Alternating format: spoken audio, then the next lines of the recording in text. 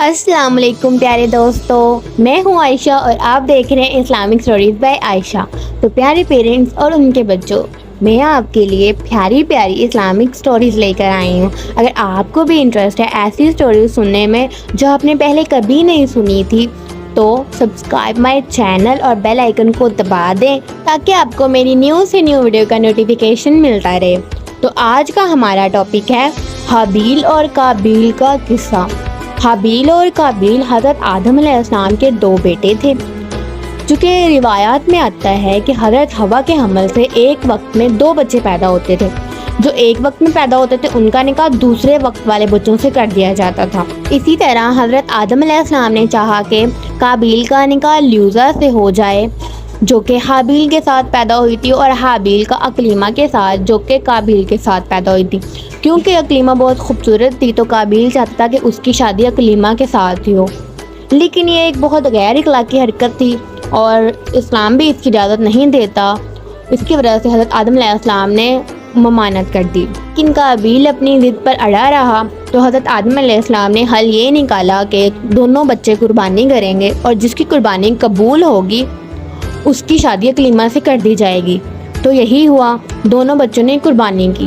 اس وقت ایک آگ آسمان سے اترتی تھی اور قربانی کو لے جاتی تھی، تو جو حابیل تھا اس نے ایک بکری قربانی کے لیے دی اور جو قابیل تھا اس نے ایک انبار گندم کا قربانی کے لیے دیا۔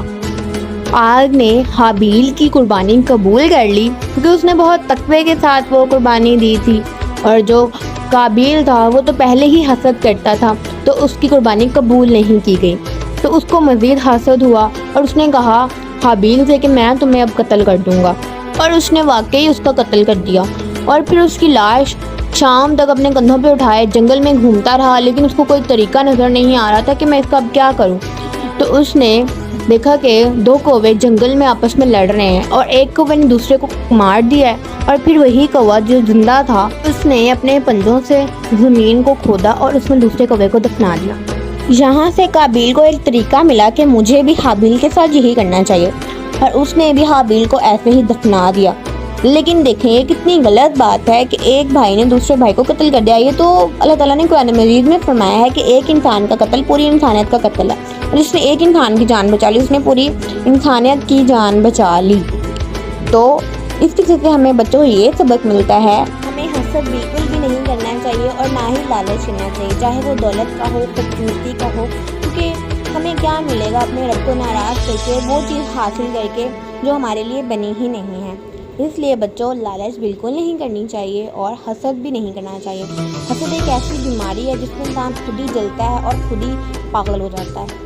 تو میں امید کرتی ہوں پیارے بچے اور ان کے پیرنٹس آپ کو میری یہ اسٹوری پسند آئی ہوگی۔ اگر آپ فردر مور ایسی اسٹوریز دیکھنا چاہتے ہیں تو سبسکرائب مائی چینل۔ اللہ حافظ۔